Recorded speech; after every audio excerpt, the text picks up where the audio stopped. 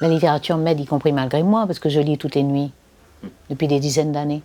Donc, y compris malgré moi, elle me construit, elle me console, elle m'inquiète, elle me met en vigilance, elle me nourrit, elle participe, elle a participé, la littérature a participé de ma construction. Il y a des livres qui ont contribué très précisément à des moments parfaitement définis, ont contribué à mon éveil politique, ou à mon éveil culturel, ou à mon éveil poétique.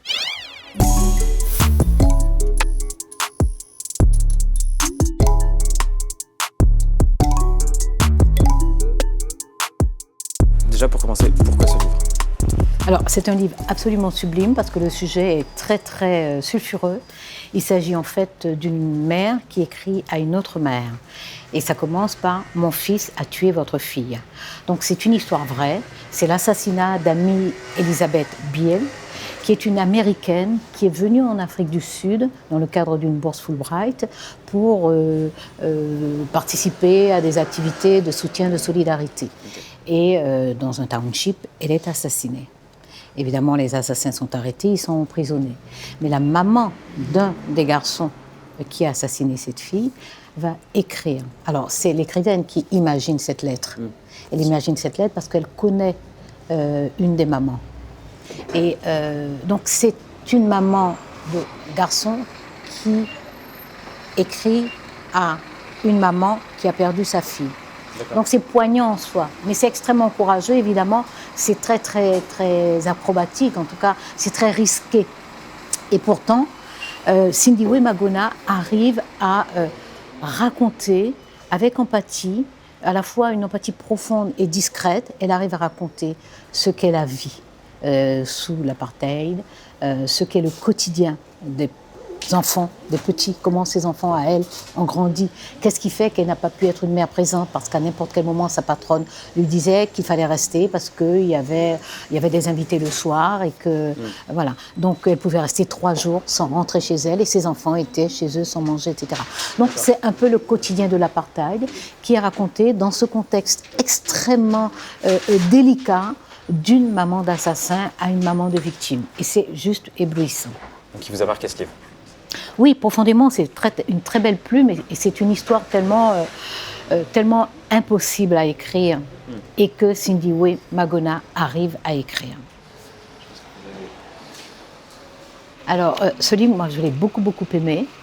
C'est censé être une littérature lointaine. C'est sur fond de guerre, en tout cas d'affrontement, de guerre pas tout à fait ouverte, mais pas tout à fait larvée non plus, entre la Chine et le Japon. Et c'est l'histoire d'un quatuor de musiciens. Mais c'est une histoire qui est racontée par un adolescent qui, enfermé dans une armoire, assiste à l'arrestation des 4 musiciens, dont son père. Et il y a des pages absolument splendides sur la musique. Donc, L'âme brisée, en fait, c'est l'âme du violon. Parce que vous savez que l'âme du violon, c'est une petite pièce entre la table et le fond du violon. Mais il n'y a pas que l'âme du violon qui soit brisée. Il y a aussi, évidemment, l'âme de cet adolescent, mais qui va se reconstruire et qui va jaillir d'une certaine façon grâce à la musique. Il y a des pages absolument inoubliables sur la musique. Bon, il y a aussi des situations ambiguës intéressantes. Par exemple, il y a un des gradés parmi les militaires qui viennent procéder à l'arrestation, dont certains sont vraiment brutaux. Il y a un gradé qui a la finesse de la culture musicale et qui demande, pour vérifier si ce sont de vrais musiciens et pas des comploteurs, qui demande ce qu'ils jouaient. Et lorsque le violoniste dit le numéro, la référence du morceau, ce militaire répond « Rosamunde » de Schubert. Donc en fait, il a cette culture musicale et il est sensible au fait qu'on a brisé un violon. Donc voilà, ce sont des situations, c'est pas linéaire, c'est pas la brutalité d'un bloc d'un côté. C'est nuancé. Et puis voilà. En tout cas, c'est complexe, parce que les êtres humains, sont complexes. Même lorsqu'ils revêtent un habit militaire et qu'ils ont des missions de brutalité, ils ne perdent pas totalement leur humanité sous l'habit militaire. En tout cas, pas tous. Vous dites justement que la littérature, et à raison, ça peut ouvrir, justement, ça peut guider aussi, mais ça peut pas forcément aussi empêcher des actes pareils, des actes inhumains. C'est-à-dire que même les personnes les plus cultivées au monde peuvent être les plus grands barbare aussi, quoi. Malheureusement oui. Malheureusement oui. Vous savez, s'il y avait une thérapie possible, une pilule miracle pour rendre les gens bons, empathiques, intelligents, doux, patients, tolérants, l'espèce humaine ne serait pas dans cet état. La littérature existe, il y a la littérature éblouissante depuis la remontée des siècles. Donc la littérature existe depuis très longtemps, elle imprègne l'esprit humain depuis très longtemps, elle n'a jamais empêché les guerres, les tortures, les massacres, les folies furieuses, individuelles ou collectives. Donc on ne doit pas demander à la littérature cela. Vous parlez de musique justement, et moi ça fait penser forcément à Richard Powers. Oui, et puis il y a en musique, pour rester peut-être un petit peu au Japon, il y a un autre livre, c'est de Murakami, qui s'appelle De la musique, et qui est une série composée d'une série d'entretiens avec le chef Ozawa, le chef d'orchestre Ozawa. Et voilà, c'est très beau aussi. C'est très beau aussi parce que c'est vraiment une déambulation. D'accord. Il est dans sa discothèque et il sort des morceaux, voilà. Donc c'est à la fois très désordonné et très cohérent, c'est très très beau aussi. Ça vous arrive de lire en écoutant de la musique ou pas? Je lis toujours en écoutant de la musique. Alors, sauf quand je ne lis pas chez moi, mais je lis beaucoup la nuit, principalement. Par contre, moi, je ne suis pas favorable aux trucs qu'on met dans les oreilles. Donc, si je lis ailleurs, en circulant, je n'ai pas de musique. Mais sinon, la nuit, mon temps de nuit, c'est pour la littérature et la musique. Mais alors, ce qui est intéressant avec la musique, c'est que lorsque j'écris, il me vient des morceaux qui sont liés à ce que je suis en train d'écrire et qui n'ont rien à voir avec le morceau que j'écris. Donc ça veut dire que la musique n'est pas invasive, elle laisse quand même des espaces de liberté. Ouais, je vois. Et c'est, voilà, donc, mais mon rapport à la musique est un vieux rapport, les concerts, Oui. voilà. Ah, oui, oui. Bah, ça s'entend dans votre livre aussi. Et je me suis demandé si vous écoutiez pendant que vous écriviez. Au-delà de Oui, lire. j'écoute pendant que j'écris. Je chante quand je pédale, je chante et je siffle. Moi, la musique est souvent tout le temps présente, tout le temps présente. Et je crois qu'elle est aussi présente lorsque je m'exprime parce que il y a des situations où je sens bien que le rythme est lié à un air qui est à l'arrière de ma tête, là, dans le cortex, je ne sais pas. Bon, Richard Powers, forcément. Ça commence en musique en plus. Ça commence en musique, c'est toute une histoire de la musique. Alors, il y a une interrogation sur le temps. Il y a une interrogation extrêmement subtile sur le temps, parce que c'est un scientifique, Richard Powers. Mais effectivement, c'est un livre sur la musique. C'est l'histoire d'un jeune juif allemand qui a fui le nazisme et qui va rencontrer une africaine-américaine à l'occasion d'un concert de Marianne Anderson. Donc ils se rencontrent à l'occasion de la musique, mais ils sont eux-mêmes musiciens. Ils ont 3 enfants.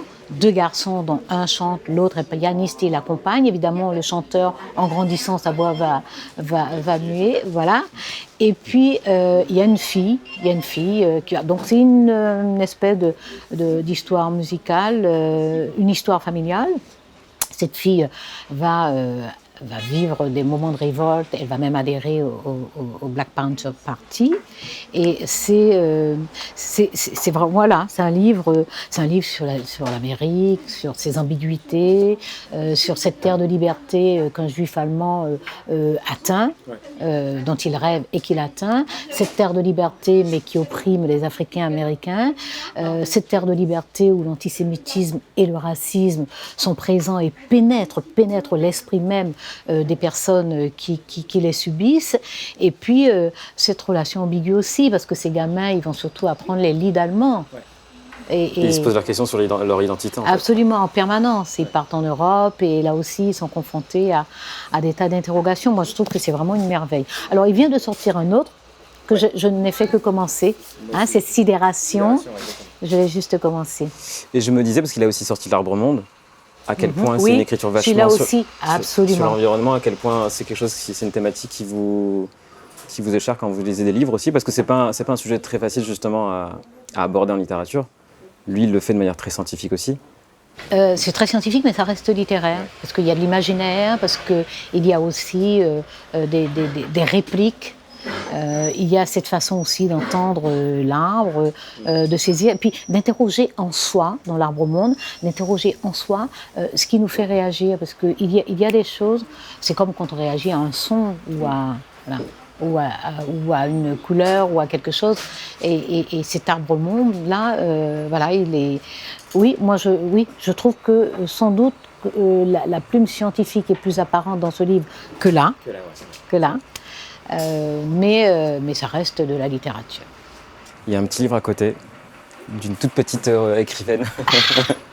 D'une immense, immense écrivaine. Home, c'est un des derniers, c'est l'avant-dernier.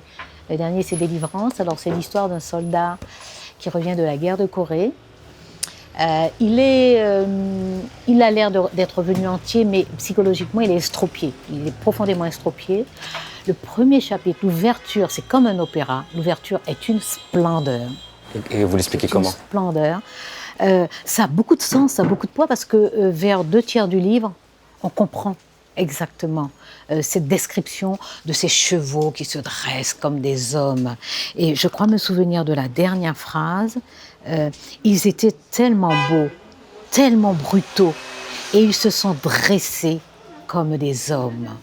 Et on comprend plus loin le drame qu'a vécu ce soldat, qui va, en fait, d'une certaine façon, se réhabiliter lui-même, humainement, affectivement, en allant chercher sa sœur, en arrachant sa sœur des mains de médecins expérimentateurs charlatans. À Atlanta en plus, Donc, dans une ville... Voilà. Donc, et là, Toni Morrison a réussi quelque chose dont elle rêvait depuis très très longtemps, parce qu'elle était très agacée par la nécessité de préciser la couleur de ses personnages. Ouais. Et lorsqu'elle ne l'a pas fait, elle a eu des mésaventures, voilà. Soit, par exemple, elle avait écrit une pièce de théâtre, ce sont les comédiennes qui étaient choquées par le fait qu'elle n'avait pas défini laquelle était africaine-américaine, laquelle était blanche-américaine. Et puis sinon, d'une façon générale, c'est l'éditeur qui voulait absolument que la couleur des personnes. Et elle avait raison de dire, un écrivain a le droit... grâce à son imaginaire, de se projeter dans l'universel et donc de décrire des personnages qui ont vocation à être universels, donc dont la couleur n'a pas d'importance, en tout cas n'est pas un critère de définition et de compréhension. Est-ce que vous êtes au courant de cette disposition à mettre dans les livres des content warnings, c'est-à-dire des espèces de... On va faire attention pour certaines personnes qui ont déjà vécu des situations qui vont être lues dans le livre plus tard, d'avoir cette indication avant, dans le sommaire ou avant. Est-ce que vous, ça... Alors ça dépend comment c'est fait, parce qu'il y a des positions différentes. Il y a des personnes qui disent qu'il faut éliminer des livres, carrément. Oui, ouais. Donc les faire disparaître, même y compris physiquement les détruire, les brûler. Bon, je pense que dans la mémoire humaine, les autodafés sont à proscrire. Ouais. Et puis les derniers autodafés ne sont pas si vieux que ça. Donc il y a cette position qu'à mon avis, il faut absolument récuser.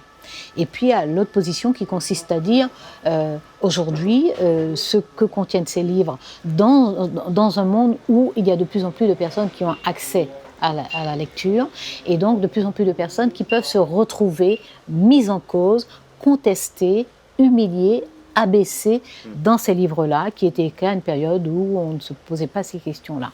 Donc moi je trouve sain qu'on se pose la question de se dire, est-ce qu'on laisse ces gens confrontés au contenu de ces livres-là en faisant comme si ça nous indiffère complètement, ou est-ce qu'on met un message qui signale qu'on n'est pas indifférent à cela, on est conscient dans cela, mais on considère que la littérature c'est sacré et qu'il ne faut pas détruire. Donc si vous tombez dessus, sachez simplement qu'il y a ça. Et donc moi je trouve ça, alors après il faut le faire, hein, ça peut être fait lourdement, ça peut être fait élégamment, ça dépend après de la tonalité de cet avertissement. C'est une inclusion, c'est-à-dire que on se dit, il y a des personnes qui étaient juste des objets, c'est-à-dire c'était des objets de littérature, il y avait d'autres qui écrivaient sur ces personnes-là, et qui écrivaient avec souvent un regard condescendant dans le meilleur des cas, méprisant d'une façon générale.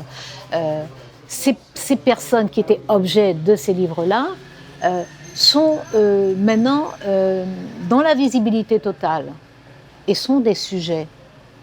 Et voilà, on leur dit, on sait que vous êtes là, on sait que vous êtes là et que vous pouvez lire ça et que vous pouvez être blessé. Et ça n'empêche pas d'être blessé, mais ça permet de savoir que c'est pas l'ensemble du regard qui est décrit dans le livre qu'on lit. Alors moi, si vous voulez, j'ai un quatuor de femmes auteurs africaines-américaines. Il y a Toni Morrison, il y a Maya Angelou. Je recommanderais volontiers Rassemblez-vous en mon nom. Qui est pas très loin aussi. Voilà. Il y a Tonika de Bambara, il y a Zora Neale Hurston. ce sont des femmes absolument qui ont défriché des terrains d'écriture littéraire et féminine c'était vraiment un défrichage. C'était vraiment un défrichage. Elle va très loin parce qu'elle introduit en plus une langue, un langage c'est rude, hein, c'est assez rude à lire, c'est passionnant mais c'est rude à lire. Il faut quand même y entrer. Une fois qu'on y est entré, ça va, parce qu'elle fait entrer dans la littérature la langue de millions de personnes. Voilà, elle ne transcrit pas la langue. Donc, en plus, c'est en américain. Enfin, c'est traduit en français. Alors, je ne me rappelle plus comment c'est traduit en français, comment il se débrouille avec le langage. Hein. C'est un peu comme l'histoire de Faulkner. Hein. La traduction, c'est un tracas de langage. Hein. Donc là, c'est probablement un tracas de langage, mais ce sont des femmes qui sont mises en scène prioritairement. C'est la subjectivité des femmes, c'est-à-dire que les hommes sont vus à travers les femmes, parce que ce sont des voix de femmes qui racontent ce qu'elles vivent, et elles sont en train de se débattre contre plusieurs couches d'oppression. Donc l'oppression qui écrase tous les Africains américains, plus l'oppression que les hommes africains américains font peser sur les femmes, plus évidemment le regard social qui juge toujours négativement la femme. Donc les femmes essaient de se débarrasser de tout ça, quoi. Elles savent, cette double oppression. Casse le carcan. Alors c'est important pour moi, mais très au-delà de moi, c'est important pour notre patrimoine linguistique en général, parce que la langue, quelle que soit sa forme, quelle que soit la façon dont un groupe humain tord une langue, par exemple, dans ce cas-là, c'est la langue américaine que les Américains blancs ont déjà transformée par rapport à l'anglais, et que les Africains américains transforment par rapport à leur vécu, à leur situation, et par rapport aussi à l'entrelacement des souvenirs de langues africaines qui sont restées depuis le temps de la traite négrière et de l'esclavage. Donc ces langues-là, c'est quand même une partie du patrimoine commun. C'est une forme d'expression d'un groupe humain, et c'est une part d'imaginaire. Donc il est important qu'on ne perde pas ça, c'est-à-dire que c'est un bagage qui nous est commun, et si ça disparaît, ce qui disparaît, c'est pas seulement une forme d'expression, mais aussi un morceau d'imaginaire, mais aussi une réalité vécue, humaine, vécue, et qui était traduite par cet imaginaire. Mais en tout état de cause, pour moi, la littérature, c'est... je dirais pas d'abord la langue, il faut raconter quelque chose, il faut avoir quelque chose à dire, mais la langue c'est essentiel, et la langue c'est un sujet, parce qu'on est dans un monde post-colonial, pour la plupart, même s'il reste encore quelques colonies, mais on est dans un monde généralement décolonisé, sauf que toute la période de colonisation était une période de contact linguistique, de relations, d'oppression, d'esquive, de pénétration, d'autopénétration, etc. Donc la langue, par exemple, les auteurs francophones qui viennent d'anciennes colonies, ces auteurs portent un français qui est différent de la langue du centre de Paris, forcément. Et c'est une langue qui a été imprégnée de la présence des langues natives de ces pays-là, et qui en plus témoignent de réalités culturelles et sociales qui sont différentes, y compris singulières et personnelles, qui sont différentes. Donc la langue, c'est extrêmement important. Et en plus, c'est légitime. Est-ce que là, on peut parler de créolisation ou pas du tout ? Je me rends compte que oui, ça vient à la mode, et c'est pas toujours bien pour un concept qui vienne à la mode, parce que du coup on le dévitalise, parce qu'on l'utilise à toutes les sauces et n'importe comment. La créolisation, c'est Édouard Glissant qui a conçu ce concept et qui explique très simplement que lorsqu'il dit que le monde entier se créolise, il explique que nous sommes de plus en plus en contact, parce que nous circulons de plus en plus, les idées circulent, les livres circulent, les gens circulent, se contactent, les gens se rencontrent, les gens s'aiment, les gens font des enfants, les enfants sont porteuses de culture, de parts de culture entière, de culture mélangée, etc. Et tout ça est imprévisible. Ce qui est important dans le concept de Glissant, c'est l'imprévisibilité de la créolisation. C'est-à-dire que c'est pas qu'on devient créole, c'est que les rencontres jusqu'à maintenant ont produit du métissage, parce que c'était des rencontres un peu, bon voilà, par exemple un blanc et une noire, Voilà, c'était un peu binaire comme rencontre. Là, la circulation, déjà, la traite négrière et l'esclavage ont mélangé. Parce qu'il y avait déjà des Amérindiens sur ces territoires-là. On a fait venir des Africains de parties de régions différentes de l'Afrique. Et puis, il y a les Européens, évidemment, qui étaient là, donc qui sont venus. Il y a des Asiatiques aussi qui sont venus dans le cadre du travail, de l'engagement, etc. Donc tout ça a fait que dans ces pays-là, ces anciennes sociétés d'esclavage, il y a eu toutes ces rencontres-là, et c'est au-delà du métissage, parce que ça n'est pas binaire. Ouais. Bah, ça fait penser forcément à Richard Powers derrière vous, quoi. C'est une rencontre entre un Européen juif avec une femme afro-américaine. Et ça fait des. Enfin, j'avais jamais lu. Voilà, ça donne des enfants. C'est inattendu. Ce que ça produit, c'est inattendu. Et c'est juste magnifique parce que c'est une promesse d'inconnu, c'est une promesse de surprise. Voilà, et la créolisation du monde, c'est ça. C'est-à-dire que de plus en plus, nos rencontres vont faire que nos langues elles-mêmes vont s'humidifier au contact d'autres langues. Il y a des mots d'ailleurs qui vont entrer. Parfois, des mots vont entrer. Une fois qu'ils sont entrés, ils changent de sens. Ça arrive, on l'a vu entre le créole et le français, par exemple, dans les Outre-mer. Des mots français, moi, il y a des mots français que j'ai appris, je les ai entendus en créole. Et c'est des années après que j'ai découvert que c'était du vieux français. Par exemple. Et que ça n'avait pas forcément, par exemple, mi-temps. D'accord. Au mi-temps, maintenant, ça revient un peu à la mode comme mot poétique. Mais quand j'étais gamine, c'était fréquent d'entendre, ouais, c'est en mi-temps. C'est en mi-temps, c'est au milieu d'eux. Et moi, je ne l'ai pas appris en français à l'école, ce mot-là. Galta, par exemple, c'est un mot que j'ai appris en créole. Et j'ai découvert après que je crois que c'est un mot breton qui signifie le grenier. D'accord. Voilà, il me semble, il faut voir. Donc il y a plusieurs mots comme ça. Donc de toute façon, les langues, elles copulent entre elles. Hein. Et ce sont les gens qui les transportent, et particulièrement les écrivaines et les écrivains. Et puis, la librairie peut nous mettre à la porte, d'ailleurs, en plus. Non. Oui. Vous pensez ? Parce qu'on leur a dit qu'on était rangé une demi-heure. Alors ça, il est très chouette. Alors bon, il y a beaucoup de Garcia Marquez. Et puis il y en a qui sont beaucoup plus célèbres que celui-là. Et celui-là, pour la jeunesse, il est très très chouette. Alors, c'est une histoire qui peut paraître absurde, puisque ce sont deux frères, je crois, qui s'appellent Vicario, et qui fanfaronnent partout, ils annoncent partout qu'ils vont assassiner Santiago Nazar, il me semble. D'accord. Et donc ils le disent partout, ils circulent partout dans la ville pour le faire savoir. Autrement dit, tout le monde sait, tout le monde entend, tout le monde comprend, mais personne ne sait ni quoi faire, ni comment faire. Alors je ne vais pas dire si la catastrophe arrive ou pas, mais c'est dans l'univers luxuriant de Garcia Marquez, évidemment. C'est la langue de Gabriel Garcia Marquez, c'est son monde à lui. Et je trouve aujourd'hui, notamment pour la jeunesse qui est très très sensible aux questions climatiques, je trouve qu'on peut y voir une métaphore.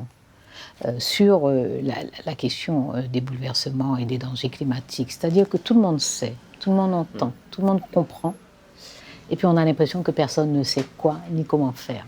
Bon, alors c'est pas prévu dans le livre, c'est une métaphore audacieuse de ma part, mais moi je crois que la jeunesse qui lit ça aujourd'hui, qui est écrit depuis plusieurs années, la jeunesse qui lit ça aujourd'hui, je pense qu'elle verra très vite cette métaphore de, voilà, on sait tout sur les dangers.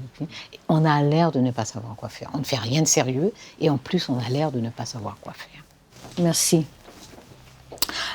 Luis Sepúlveda a écrit de très beaux romans, évidemment on connaît Le vieux qui lisait des romans d'amour. Il a écrit d'autres livres extrêmement à la fois sensibles, rigoureux et exigeants sur les questions climatiques. Par exemple, Le monde du bout du monde. Le monde du bout du monde. Ça, c'est autre chose, La fin de l'histoire. C'est un livre, alors je crois il y a Juan Belmonte, qui est un personnage qui était déjà dans une histoire de torero. C'est pas une histoire de torero, c'est un autre titre, on va retrouver. C'est un ancien militant chilien qui a subi la dictature de Pinochet. Donc évidemment, tout ce qu'il y a eu, les tortures, les disparitions, les assassinats multiples, les vols d'enfants, etc. Tout ce qu'il y a eu.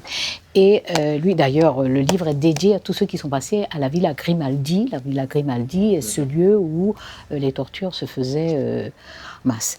Et il va donc s'impliquer pour empêcher l'évasion. Il y a un complot pour faire évader un ancien tortionnaire qui était général sous Pinochet. Et donc lui, il va s'impliquer à nouveau pour empêcher ça au nom de celles et ceux qui ont été torturés, celles et ceux qui ont été tués. Donc tout. Et ce qu'il y a d'intéressant là, c'est qu'on revit une partie de cette période terrible du Chili. Et il la transmet à des générations qu'on n'a pas connues. Moi, j'ai connu parce que j'étais étudiante, je me souviens avoir accueilli des réfugiés chiliens, 2 ans après, des réfugiés argentins, parce qu'il y a eu la dictature de Videla 2 ans après en Argentine. Donc moi, je me souviens, moi j'ai encore en tête, en souvenir dans mes yeux, des visages de jeunes Chiliennes et jeunes Chiliens. Donc c'est une histoire qui m'est contemporaine, mais pour la jeunesse d'aujourd'hui, c'est une histoire qui peut rester théorique. Donc ce livre permet d'entrer à nouveau, parce que il y a les processus de torture, il y a les noms, il y a des paroles, il y a des situations. Il y a ce soldat, par exemple, qui à un moment va dire qu'il est blessé et qui va supplier ses camarades de le tuer. Et il dit, oui, une balle s'il vous plaît, camarade. Une balle, s'il vous plaît, parce qu'ils savent que les tortures sont tellement terribles qu'il vaut mieux mourir plutôt que de tomber entre les mains des tortionnaires. Donc ça rappelle charnellement ce que cette histoire. Ce n'est pas juste un événement historique, ce ne sont pas juste des dates. Charnellement, des personnes ont souffert, il y a des tortionnaires, des femmes aussi, et il y a, voilà. Et tout est un vrai. rappel de tout ça, oui, et les noms sont là. Ah oui. Qui date de quelques années. Oui, alors c'est un auteur que je ne connais pas depuis longtemps et que d'ailleurs j'ai découvert grâce à une libraire ici, de cette librairie-là. Donc j'ai lu, ce sont des textes écrits en prison. Ouais. C'est un auteur turc qui a été arrêté en 2016 lorsqu'il y a eu les grandes manifestations, on s'en souvient. On a soutenu quelques intellectuels, donc lui aussi c'est un journaliste, essayiste, donc il sera condamné à perpétuité, il va faire 4 ans parce que la Cour de cassation turque va casser le jugement. Et il y a des textes, donc moi je n'ai pas tout lu non plus, mais il y a par exemple un sur un juge qui va décider en 3 minutes. De l'envoyer, de lui donner plusieurs années de prison. Mais le micro du juge est ouvert, le juge s'en est pas rendu compte, et le juge dit zut, je vais rater l'heure de l'apéro. Donc le jugement se passe comme ça. Il y a un autre texte où ils sont dans une petite cellule, deux hommes très pieux, et le troisième est un incroyant. Donc voilà, c'est la vie dans ces cellules. Donc ce sont parfois de très courts textes, parfois un peu plus denses, mais ce sont vraiment des textes sur la prison. Il y a de très belles lignes sur les mimosas, par exemple, dans un des textes. Et puis il vient d'écrire Madame Hayat, que j'ai commencé à feuilleter, donc que je vais lire prochainement. C'est un roman qu'il a écrit également en prison et qui semble être un roman lumineux. Et lui, il en dit que c'est obligatoire pour lui d'écrire, surtout dans une Mais on comprend ça. Ouais. On comprend ça lorsque l'univers est aussi rétréci. C'est l'imaginaire qui permet de s'évader et donc de tenir le coup. Sinon, moi, je crois que c'est la folie assurée. Hein. Dans un petit espace, réduit et partagé, pas d'intimité sur 24 heures. C'est la torture. C'est de la torture psychologique. Et puis il y a de la physique aussi d'ailleurs, souvent.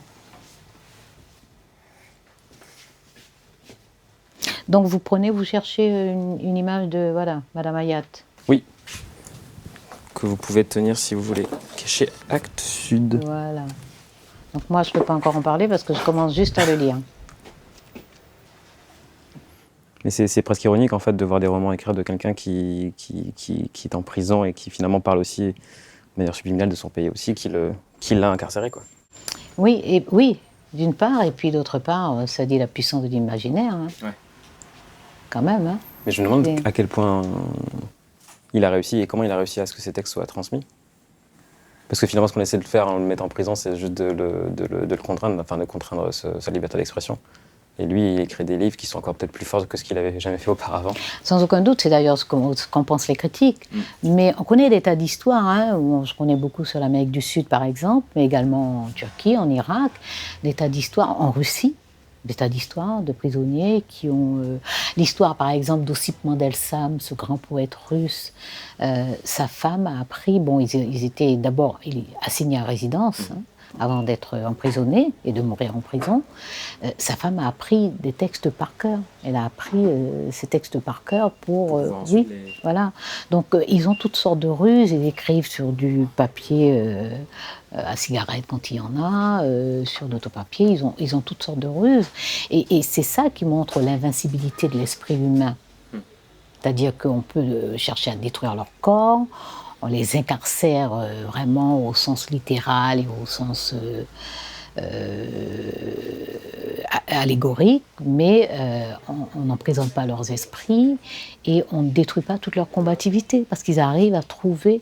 Alors parfois aussi c'est une complicité avec un gardien, parfois voilà, ils trouvent toutes sortes de ruses. Et ceux qui écrivent sur les murs, ceux qui écrivent sur des tout petits bouts de papier, qui transforment leur écriture, c'est... Non, il y a une puissance de résistance qui est absolument inimaginable dans l'imagination humaine. Et inversement, à quel point vous, la littérature, vous a aidé à travers différentes époques de votre vie à pouvoir aussi vous relever, vous surpasser. Forcément, je pense à quand vous avez fait certaines lois en tant que garde des Sceaux. La littérature m'aide, y compris malgré moi, parce que je lis toutes les nuits, depuis des dizaines d'années. Donc, y compris malgré moi, elle me construit, elle me console, elle m'inquiète, elle me met en vigilance, elle me nourrit, elle participe, elle a participé, la littérature a participé de ma construction. Il y a des livres qui ont contribué très précisément à des moments parfaitement définis, ont contribué à mon éveil politique, ou à mon éveil culturel, ou à mon éveil poétique. Donc la littérature, voilà, elle m'a toujours accompagnée. Ça n'est pas une béquille, c'est vraiment une compagne, et incontestablement dans les moments de combat, dans les moments difficiles. D'ailleurs, dans les moments de combat, la plupart du temps, y compris dans le verbe, c'est la littérature qui m'aide. Souvent, c'est... Même parfois, ça ressurgit dans vos discours. Voilà, parce qu'au moment où je parle et que je bataille et que je ferraille, ce qui me vient, il arrive que ce qui me vient, c'est pas une phrase de moi. Ce qui me vient, c'est un vers d'un poète. Ce qui me vient, c'est une pensée d'un philosophe. Ce qui me vient, c'est une expérience ou une situation qui avait montré l'entrebâillement d'une sortie. D'ailleurs, justement, je vais vous dire ce qu'il vous aurait dit Léon Gontran Damas par rapport à ce que vous nous dites. Et ça, c'est dans Black Label. Lorsqu'il dit « nous les gueux, nous les peu ». Nous les chiens, nous les riens, nous les maigres, nous les nègres, qu'attendons-nous?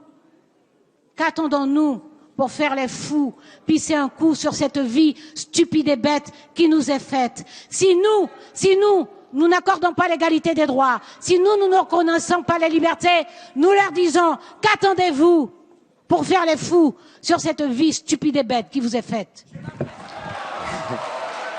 Ça m'a incontestablement aidé, même si ça ne m'a pas aidé comme on aide quelqu'un qu'on appelle à l'aide à un moment où on en a besoin. Ouais. Ça m'aide parce que c'est là, et que les auteurs, les femmes, les hommes qui ont écrit sont en moi, m'ont accompagné, m'ont ouvert l'esprit, m'ont inquiété aussi, donc m'ont mise en vigilance. Quand on vous inquiète, quand vous êtes constamment intranquille, vous êtes plus sensible au danger, vous êtes plus sensible à l'incompréhension, vous êtes plus sensible aux attaques ou aux craintes aussi, parce que vous voyez plus aussi les gens qu'il faut protéger. Donc, voilà, on pense forcément à Gontran Damas que vous citez.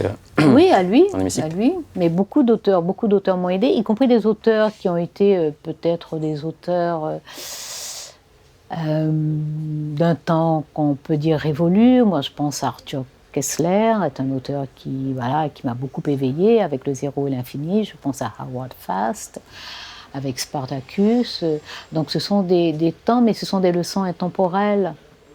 Ce sont des enseignements universels. Donc voilà, des auteurs de partout, parce que j'ai vagabondé partout. Moi, j'ai lu des auteurs sur tous les continents, que ce soit des poètes, que ce soit des philosophes, que ce soit juste des écrivains, je veux dire de la littérature. Ouais. C'est-à-dire que si je m'interroge sur un sujet, que je veux vérifier que ce que je pense juste est vraiment juste, bien argumenté, ou que les opinions contraires, que les arguments des opinions contraires, une fois que je les ai explorés, peuvent être récusés, ça, je vais lire des essais. c'est-à-dire des essais, voilà, un approfondissement d'un sujet. Mais la littérature, elle me fait autre chose. D'abord, elle me donne une force inépuisable, j'ai envie de dire indestructible. Elle me donne ça, mais je ne lui demande pas de me servir de vade-mecum. Je ne demande pas à la littérature de me dire quoi faire dans telle situation. Parce que ça voudrait dire que l'auteur, la femme ou l'homme qui a écrit ça, écrit une recette ou un mode d'emploi. Non, la littérature, c'est l'imaginaire, c'est la liberté, c'est l'invraisemblable, c'est le plausible, c'est l'incompréhensible, c'est tout ça la littérature, et c'est ça que je lui demande. C'est ça qui élargit l'esprit. Alors ça, c'est un roman de Lionel Trouillot, qui est un écrivain haïtien, qui écrit plusieurs ouvrages magnifiques, de styles très très différents. Alors celui-là, c'est à l'occasion de la commémoration de l'indépendance d'Haïti, donc c'est pour le bicentenaire en 2004. Et c'est une journée seulement. Tout le roman se passe sur une journée à travers un jeune homme, un étudiant. Ce jeune homme rejoint la grande manifestation de Port-au-Prince.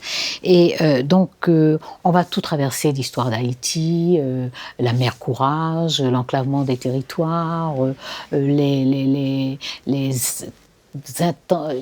étanchéités sociales, quelques porosités sociales aussi, les quartiers résidentiels, on traverse tout ça.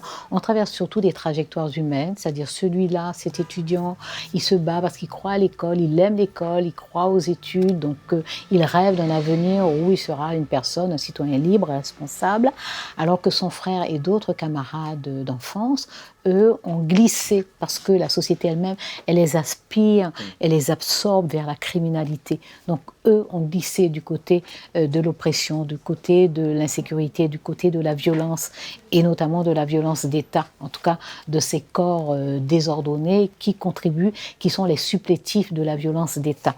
Donc c'est ça, c'est très subtil, c'est vraiment incandescent, c'est un très très très beau roman. Et moi, j'ai envie d'ajouter une très grande romancière haïtienne qui s'appelle Yannick Lahens, et un très très beau livre d'elle qui s'appelle Bain de lune, et qui est une espèce de saga familiale. C'est une histoire familiale sur 3 générations, une très très belle histoire, avec de très belles figures de femmes. Et Yannick Lahens, d'Haïti aussi. Il y a Saramago, alors ça, pour les jeunes, je trouve, alors il y a plusieurs Saramago à lire qui sont très drôles et très, très instructifs. Ça, c'est les intermittences de la mort, c'est-à-dire que la mort a décidé de prendre congé et ne frappe plus. Et on n'imagine pas l'embarras pour les sociétés humaines lorsqu'on ne meurt plus. Alors évidemment, l'église panique, évidemment, les pompes funèbres sont ruinées, évidemment, il y a des tas de choses comme ça, un peu cocasses et un peu loufoques, mais il y a une réflexion philosophique très profonde, et une belle écriture aussi. Alors, c'est pas exactement l'écriture de l'aveuglement. L'aveuglement est peut-être un livre plus facile à lire et plus... En tout cas, on pense a priori que le sujet de la mort est moins attrayant pour la jeunesse, mais les intermittences de la mort, ça peut être attrayant pour la jeunesse. Hein, c'est pas exactement le sujet de la mort. L'aveuglement est aussi un roman comme une fable poétique aussi, c'est-à-dire tout le monde devient aveugle et voilà, comment se débrouille la société, comment fait chaque personne et comment les activités humaines peuvent avoir. Et puis il y a l'écriture Saramago, bien entendu, puisqu'il a inventé un style sans ponctuation. Alors c'est pas le cas, hein, dans les intermittences de la mort, c'est une écriture plus classique, pas très très standard, mais plus classique. Et puis il y a d'autres livres, le Radeau de pierre, ce sont des livres où l'écriture, il n'y a pas de ponctuation. En tout cas, il n'y a pas de point. Mais on s'y trouve sans problème jusqu'au bout. D'accord, okay. Éric De Luca, alors c'est un livre qui doit dater de 2 ans, 3 ans maximum, peut-être 2 ans. Ouais. Hein, 2 ans. Et c'est un très très beau livre, extrêmement puissant. Donc il y a 3 voix. 1, 2, 3 voix. Oui, il y a 3 voix. Il y a une confrontation entre un juge et un suspect, qui est un montagnard, en tout cas qui est quelqu'un qui fait de la montagne, mais c'est un ancien militant qui a fait de la prison déjà. Et l'histoire, c'est que quelqu'un d'autre est tombé de la même montagne. Or, ils étaient dans le même mouvement, et celui qui est tombé est quelqu'un qui avait trahi ses camarades. Donc, il y a les questions d'abord de l'engagement politique, de l'engagement militant, de l'engagement révolutionnaire, du combat face à l'État, des ripostes de l'État, en tout cas de l'État qui arrête, qui torture, qui opprime. Il y a la question de la justice, il y a la question de la confrontation de générations, parce que le juge est jeune, mais le suspect est un vieil homme. Et puis, il y a des lettres d'amour à sa femme, qui ne sont pas des lettres... comment dire, ce ne sont pas des lettres d'amour au sens où ce sera des lettres... Des déclarations, voilà, ouais. c'est pas... Non, on sent qu'il y a l'amour, l'amour est en filigrane, c'est-à-dire que ce sont des lettres de confiance, voilà. Okay. Ce sont des lettres de totale franchise, ce sont des lettres où on se livre soi, parce qu'on parle à une personne... voilà, en qui on a une totale confiance. Donc, moi, je trouve juste vraiment sublime, ce livre. Sublime, il est puissant, il est fort, tout en étant extrêmement sobre. Et il pose des questions majeures. Les questions de la conscience, les questions de l'engagement, les questions de la fidélité, de la loyauté, les questions de la justice aussi, c'est-à-dire aussi de la légitimité du pouvoir. Il y a des questions philosophiques très profondes, là, juste dans des conversations entre un suspect et un juge, et dans des lettres écrites à une femme qui est à l'extérieur. Je n'ai pas lu le livre, mais en vous écoutant, on s'en fiche un peu de savoir s'il l'a fait ou pas, dans un sens. Si vraiment c'est lui qui est responsable. Non seulement on s'en fiche, il faut que le lecteur s'en fiche, parce que c'est pas ça le sujet. Ouais. Et ensuite, l'auteur a cette grâce qui fait qu'à la fin, on ne sait pas.